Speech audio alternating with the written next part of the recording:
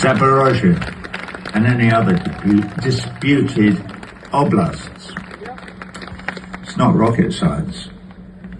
Let the local people decide whether they want to stay part of the Ukraine ruled by the disciples of Stefan Bandera in Kiev, or become part of the Russian Federation.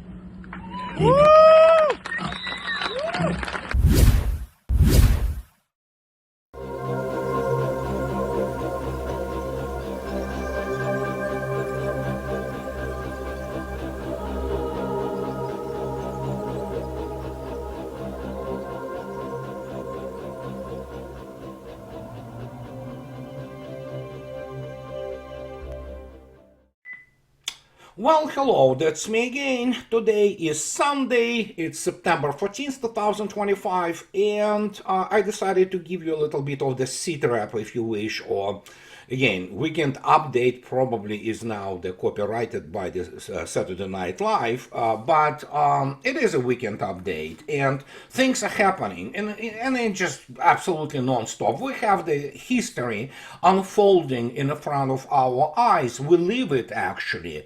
And what you see in the beginning, it's obviously, as they described it, tens of thousands in London. I watched the longer version of Guardian, of all places. Guardian surprised me with the fact that they did what any normal journalist would do. They flew the drone over this crowd. It's not tens of thousands, it's many hundreds of thousands of Londoners came out. Well, guess what? It was usually absolutely immediately portrayed as some kind of the fascist, horrible things. Well, actually, it's a reaction of normal people at their country, at their nation being usurped, being abused by the corrupt and criminal so-called elites, and that's the reaction. Same goes for deeply respected by me, though I do not agree with all of his statements. So Roger Waters, the genius behind the Pink Floyd, together with others, obviously, and David Gilmour. But I mean, he is the guy who was consistent. He is a classic left, classic European left, which died out. There is no left parties actually realistically in Europe, let alone in the United States. Everything what is being called left is not left, it's neoliberal. Roger Waters is old European left, and when he speaks from the heart, and he speaks from sometimes pretty good understanding of what things which are happening around. Obviously, the crowd in near Brandenburg Gate in Berlin, which was protesting involvement of Germany into supporting the Nazi regime. What can I say? I mean, it's not as impressive and was impressive as actually what happened in London. And of course you have to understand, there are all kinds of people which are so-called, they call themselves anti-fascists, Antifa. They are not. So they have nothing to do with real anti-fascism, and we can go on and on about this. I'm not interested now going into the details of the ideologies and principles on which all those movements are built. I can tell you only one thing, that Antifa, what is called in both the United States and in Europe, it's not Antifa, it's a bunch of the cretins, young, paid really well from all kinds of the organizations such as Soros Foundation for Democracy and all kinds of other things, including the intelligence services.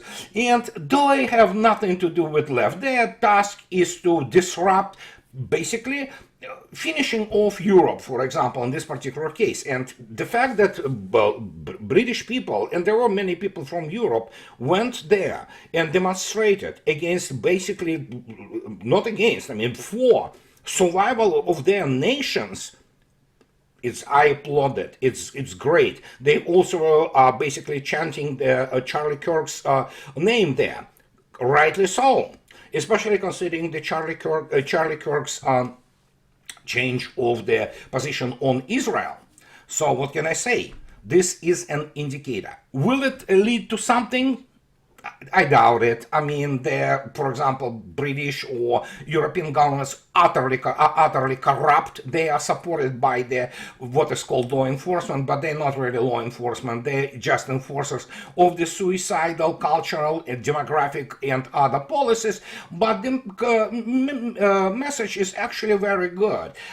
For United Kingdom or Germany, instead of dealing and bankrupting already bankrupt economies and getting this immigration, which completely counter to European culture, what can I say? They better deal with the internal issues rather than pretend that they really matter in the international arena, which they don't realistically. However, there is another place, and there are many places like that in Europe, pretty much all of it, especially Western Europe, that Maria Zakharova had to go out and essentially, it's not accusation, it's a well-known thing, and she Denmark sponsoring Ukrainian terrorism. And yes, those who still believe that Kiev regime is in any way legitimate and not terrorist, I have a bridge to sell you. But then again, it's also the matter of morality, of ethics, and those things do not exist in West anymore. And so she says that by hosting Kiev's missile fuel production, Copenhagen is undermining effort to resolve the conflict, Moscow said. Denmark has shown its hostile stance towards Russia by agreeing to host a weapon production site for the Ukrainian military, Foreign Ministry spokeswoman Maria Zakharova has said. She spoke about it on Pressy on Friday, and she talked about that, they tried to get the fuel production for this stupid flying cow called Flamingo, and obviously there will be no any kind of the possibility to assemble this Flamingo because Russians bombed the hell out of those industrial sites. But it just tells you that if something is rotten in the Danish, kingdom. And what can I say? She's absolutely correct. And those people with their economies basically bordering on the complete destruction, they still try to pretend that they can play something. They are run by globalists. They are run from both Washington and Brussels. Those people, they have no loyalty to anybody. They treat hoi polloi as hoi polloi.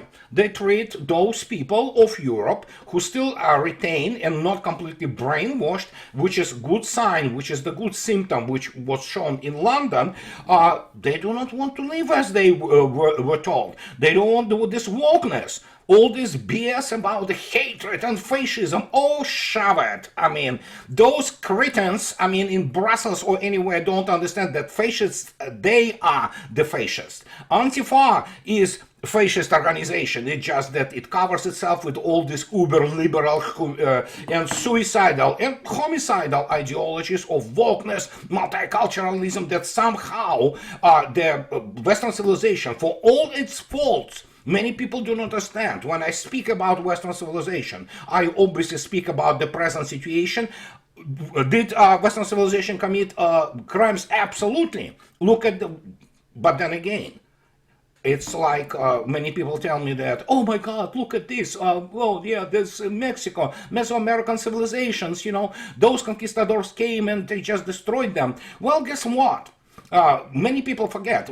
Mel Gibson's masterpiece, Apocalypse, is about it, actually. Those were warring civilizations. They were killing each other non-stop for centuries. And committing atrocities which are, oh my God. The only difference with the Western civilization, which of course exploited the world, was that it got simply stronger due to all kinds of the rational thinking and developing something which those civilizations, should they have it, they would go and do the same thing. And I'm talking about weapons and means of what was called great geographical discoveries, when obviously Western civilization sailed towards all kinds of other worlds and conquered them. So what can I say? This is just the way it is. And those people who still exercise the idea that we, as a species, still graduated towards some kind of the, peace, man, where all those, hippies who are ready to, cooperate on all kinds of levels. I have a bridge to sell you. We are violent species. It is biological in us. And before we become humans, in a full sense of this word, it will take a long time to get there.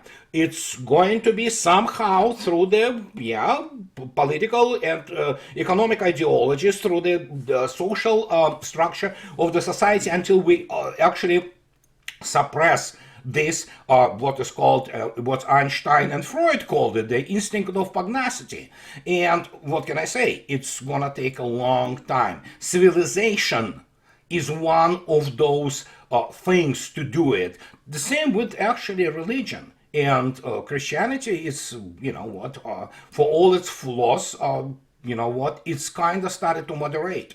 And it's a long story, it's a long talk. But as I already stated, as a man who does what I do, which is, of course, study war and talk and write about it, you cannot even imagine, many of you, how important this instinct of pugnacity in people is and how it drives us to violence. But it's not gonna come. That's what actually the globalists want. They want Eloys. They want those whatever creatures from the Time Machine by H.G. Wells. And you remember who Eloys were? They were absolutely, children. They were fair-skinned. They ate only fruits, lived in the, in all those remnants of the buildings. They couldn't defend themselves. Morlocks would come out in the night and kick their butt and, just eat them. So this is what the globalists want. They want a gray mass of the consumers who would be satisfied with the increase of the 25 grams of chocolate. If you remember if you understand what I'm referring to, obviously I'm referring to Orwell's 1984. So, and that's what is happening. Many people begin to wake up. Some people are still cowards, which is natural, make no mistake. Others are rationalizing things that, I don't need to get myself involved. But some people go out and try to make their voice heard. And if you look attentively at the polls of the European governments, and oh my God, in sometimes single digits. So, but again, Europe also is guilty of it. They voted for it. But we have seen it as Roger Waters in The Wall with signs of life. So there we go. And we'll see where it all goes, but obviously there will be basically all kind of repressions, and they're covered again. Those governments, including when you look at Starmer, Merz, and Professor Jeffrey Sachs, when he was awarded by the Order of France and spoke to Mr. Macron, Jeffrey Sachs disclosed that Macron actually blames NATO in private for what is happening. Well, too late now, my friends. You are, once the talon of the bird is in the swamp, the whole bird goes. And so what we have now, if we go and take a look at essentially what is happening on the, here it is. This is today's tally. As you can see yourself, it's consistent. It's pretty much same every day. This is from yesterday, and it kind of fluctuates a little bit down, a little bit up, but it's around 1,400 a day Russian skill. And I'm not gonna be well, as you can see yourself, this is the training from the Ukrainian military, and as you can see yourself, first, it's not a training, it's crap, okay? And this is what NATO also so-called advisors try to perform there. As you can see yourself, they're 60-year-old man, slightly younger than me probably, 58, I don't know. They try to present it as the combat preparedness. No, it's not. They scream, they shout, it has no real military value in it, but yeah, this is what the basically armed forces of Ukraine are today. And if you take a look at Kupiansk, and this is yet another repetition of the what is called pipe operation. In reality, Kupiansk is now controlled.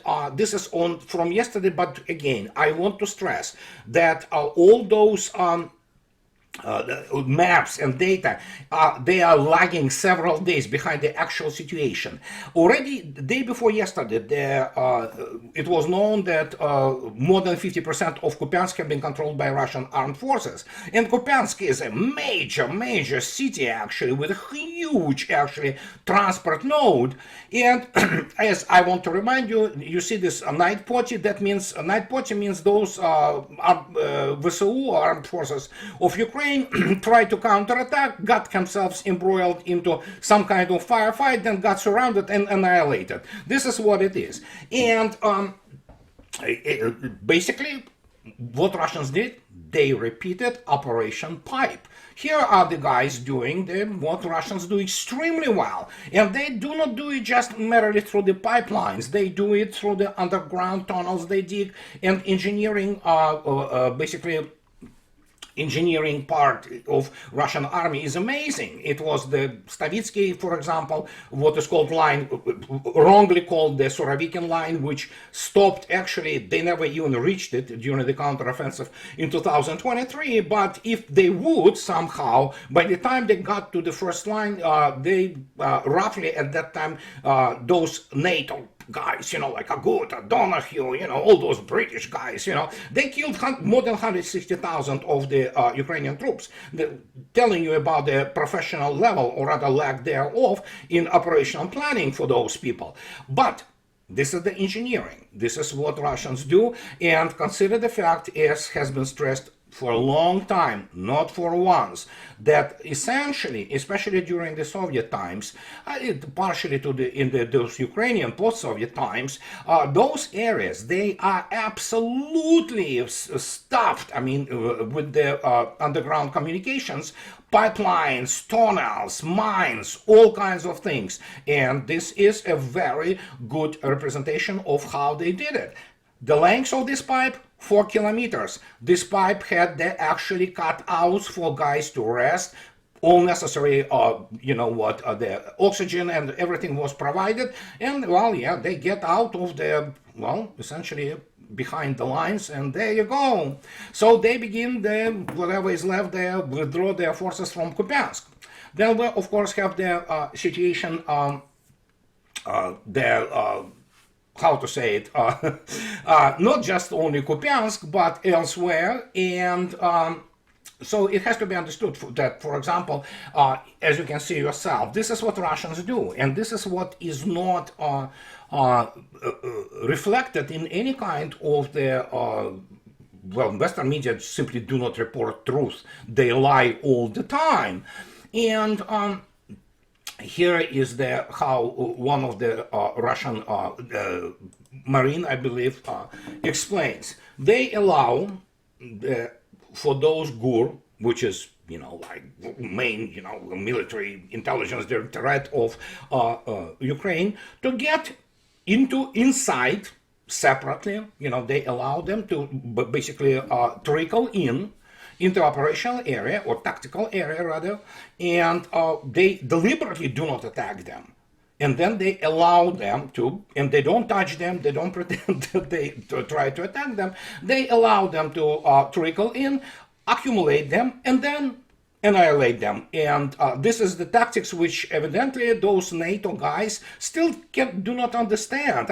Yeah, but again, if you look attentively at the professional level of those people who planned everything for armed forces of Ukraine, they are absolutely unimaginative. They are rigid tactically, because they don't know. They have this Bible, field manuals, Nobody says that it shouldn't be used. Absolutely, that should be used. This is a foundation of the tactical and operational action when we talk about the operational level manuals and instructions, which are highly classified, obviously.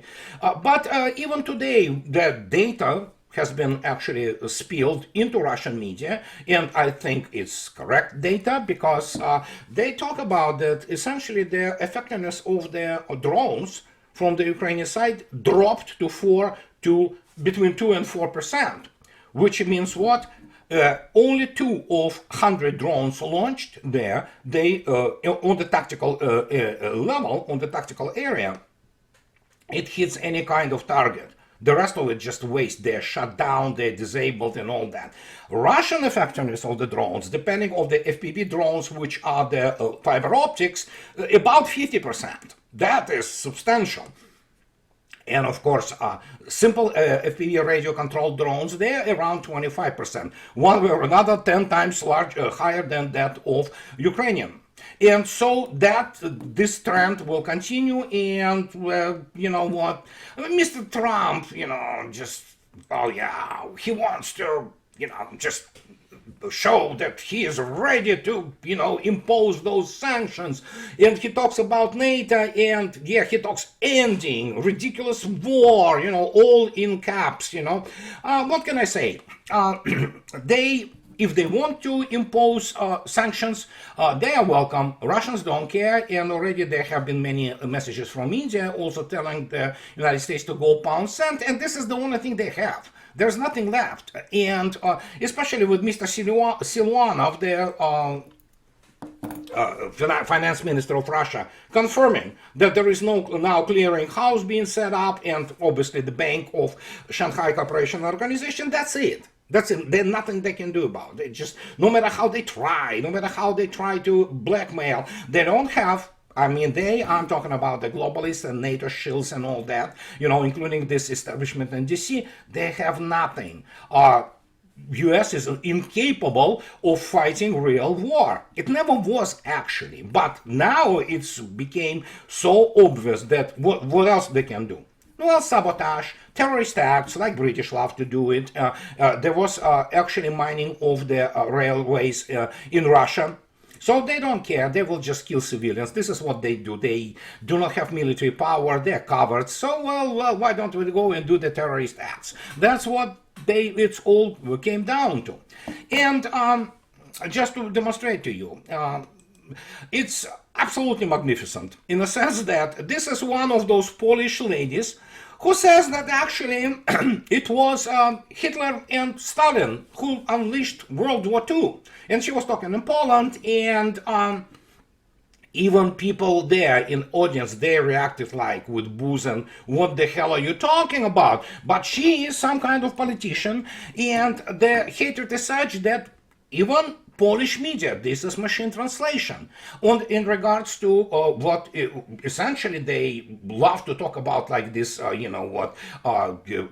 toilet paper, like Der Spiegel, that, oh yeah, here are the drones. And Poland, obviously, we know the hysteria, this was false flag, and they even post Sikorsky, no less, the husband of Anne Applebaum, a rabid Russophobe, and basically, well, she's uneducated, but she passes for the historian or something. He admitted that actually the drones didn't have any kind of explosives. So it most likely was brought there, and especially if you look at actually this famous photo of one of the drones somehow ending up on the chicken coop.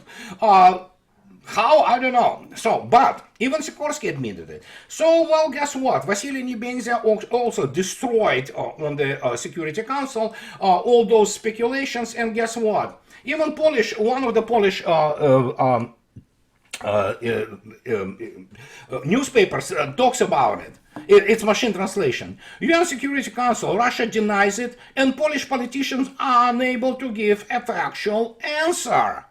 Of course, they cannot give a factual answer because obviously it was the false flag, the last desperate attempt to get United States somehow involved. Not that it would matter anyhow. And as the result, we have this situation that essentially this, as you know what, it all went out not with a bang but with a whimper. And we have this moron Kellogg who is corrupt, and his family is directly involved in supporting and profits of this terrorist regime in Kiev. They call him the best air defense. Allegedly meaning that if he comes to Kiev, somehow Russians actually stop attacking Kiev. What a load of malarkey complaint. They even pulled this idiot, doormat Prince Harry into this whole situation. But what can I say? They all have all those chihuahuas hanging around there, and all kinds of those insignificant countries like Denmark, or let alone those crazy, Baltic states. Oh yeah, if that's the best they can do, yeah, that's the best that they can do. And Poland again denied today that they are not sending troops. And the same goes for actually, well, Congress. Speaker Johnson stated there will be no sanctions on Russia by Congress without coordination with Mr. Trump. Mr. Trump knows what's going to happen if he wants to impose sanctions. United States loses a lot of good chances to at least help to not crash land, but to, make the hard landing and survive. But you know what can I say? Try to explain it to some moron from Pentagon or CIA or Congress. They will not understand that. They have no clue. As a result, we have the press conference of Mr. Rude. The guy obviously has no military background, nothing. He just empty suit. He is the, the avatar. He's put there by the United States and pretends that he's Secretary General of NATO. But reality is, Russians conduct their Zapad 2025 large strategic exercises, and for example, Northern Fleet came out, and as you can see yourself, this is Admiral Golovkin frigate doing what they do. I mean, they are just shooting basically hypersonic missile Zircon 3M22. As you can see yourself, it's you can see immediately that this is not regular cruise missile, because it accelerates tremendously. Usually what it does, it accelerates to the elevation, depending on how you want to see there and what is the flight profile. It goes to the elevation of between 20 and 25 kilometers and accelerates to about Mach 10, sometimes 11. This is the previous version of Zircon. And it can fly at the range of up to 1,500 kilometers. In this particular case, the targeting was provided by the Tu-142 aircraft. It's a famous bear, just converted. It carries powerful radar underneath its belly. And yes, they hit the target, moving target, no less. So, I mean, what can I say? It's classic, use of the not every day, but I mean, regular routine use of the hypersonic weapons. And this is what Mr. Rutte doesn't understand. And the question is not only that in his press conference, he exhibited again all kinds of the stupidity and inability to think, and he does and use what the only thing NATO can use, which is the semantics, words plays, that he does that because these latest Russian missiles, when they will be launched, they come down with 5 times the speed of sound. No, they come down with much higher speeds than 5 times the speed of sound, and they will take 5 to 10 minutes longer to reach Madrid or London than they take to reach Tallinn or Vilnius. So in that sense, let's agree that within the alliance of 32 countries, we all live on the eastern flank. This was his response 2 days ago to one of those Finnish broadcasting corporation dudes who are paranoid. They are highly unprofessional. There are no professional journalists in the establishment media in in combined West. And Mr. Rutte begins to explain that, oh yeah, the hypersonics. I have news for him. It's not that the latest. You can go and look at my blog. I elaborated on that. It's not just the latest missiles. Russians always had, Soviet Union since 1960s had all capability to basically wipe the Europe out, and they would do nothing. It implies that somehow those times matter. They don't. It doesn't matter. That's what it is. I mean, it's just, does NATO have any viable anti-ballistic and anti-missile defense? No. Everything they have is a fake, the crappy, basically, system like THAAD, and there's SM2, SM3, oh yeah, sure. They cannot intercept in hypersonic weapons, period.